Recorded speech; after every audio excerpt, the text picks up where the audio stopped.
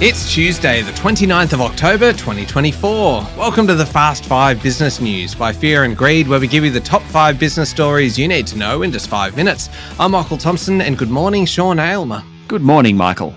Sean, 5 stories, 5 minutes. Let's go. Story number 1, the outcry around whether or not Prime Minister Anthony Albanese adequately reported flight upgrades from Qantas is intensifying, with claims that he did not declare upgrades gifted to his former partner, New South Wales politician Carmel Tebbit. The AFR is reporting that between 2009 and 2013, the Prime Minister didn't declare upgrades for Ms. Tebbit. He's also under fire for seemingly having 2 plus 1s, his son and now his fiancée, Jodie Hayden.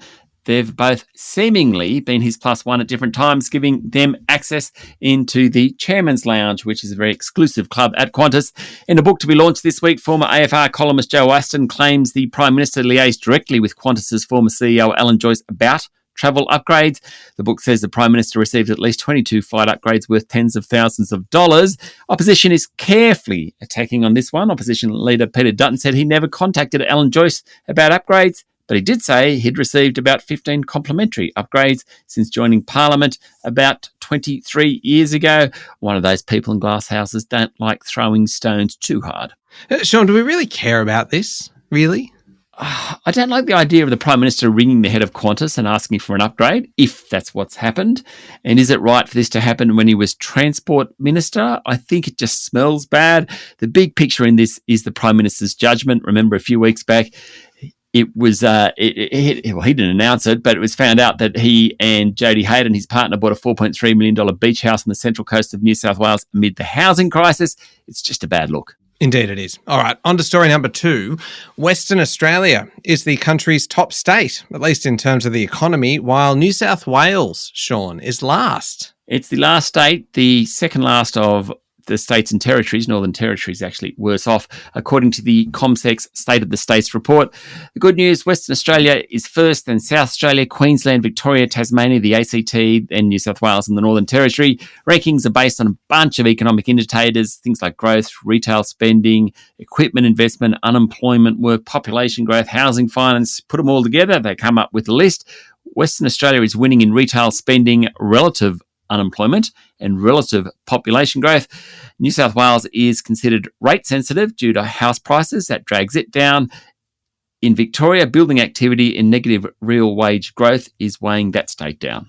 Sean, you mentioned house prices, leads us very neatly into story number 3. House price growth is slowing across the country, although the median price of homes in Perth, Brisbane, Adelaide and Sydney are at record highs. That's according to the September Quarter Domain House Price Report. The median price in Sydney is now $1.7 million. A lot of money. Canberra's $1.1 million, Melbourne $1 million, Brisbane and Adelaide just under $1 million. Perth is the fastest growing in terms of prices, up 25% last year. But the median price is now under $900,000. So while it's growing fast, median house prices still remain relatively low compared to Brisbane, Adelaide, Melbourne and Sydney. Hobart's median price just over $700,000. Darwin comes in at under $600,000. Same deal for same deals for units as it is for houses. Brisbane and Adelaide unit prices, though, are relatively more expensive compared to house prices. Reason for the deceleration in growth: affordability constraints, wages not keeping pace with rising property prices, and of course, the cost of living crisis. Story number 4, Mosaic Brands, whose shops include some kind of household names like Casey's and Miller's, Noni B and Autograph, has been placed into voluntary administration. Directors have been trying to trade through a very tough period. They've been trying to restructure, rationalise the brands and the stores, focus on the key brands. They've been unsuccessful. The company has appointed an administrator. Now, it will trade through the Christmas season. Basically, Mosaic's an interesting company. It's got a huge amount of suppliers, more than 100 suppliers. A couple of Chinese suppliers have alleged on social media that Mosaic hasn't paid for products delivered. We're going to hear a lot more about this one. Yeah, we will. Okay, story number 5, our last one. It is full steam ahead, Sean, for the US presidential hopefuls Donald Trump and Kamala Harris, with polls getting even closer ahead of next Tuesday's election. In the last 24 hours, Donald Trump was at Madison Square Garden in New York. He was joined by Hulk Hogan, Melania, his wife, UFC boss Dana White, and Elon Musk. Trump derided Kamala Harris and called for voters to make America great again. Worst moment was when a comedian at the rally made a particularly offensive comment about Puerto Rico, basically called it a floating island of garbage. The Democrats and Kamala Harris were in Philadelphia, Pennsylvania. She called Trump unhinged and unstable. Ain't much policy pushing at the moment in this campaign, Michael. It doesn't seem that way, Sean. And there's not long to go. All right, there we go. The top 5 business stories in 5 minutes. Thank you very much. Thanks, Michael. It is Tuesday, the 29th of October, 2024.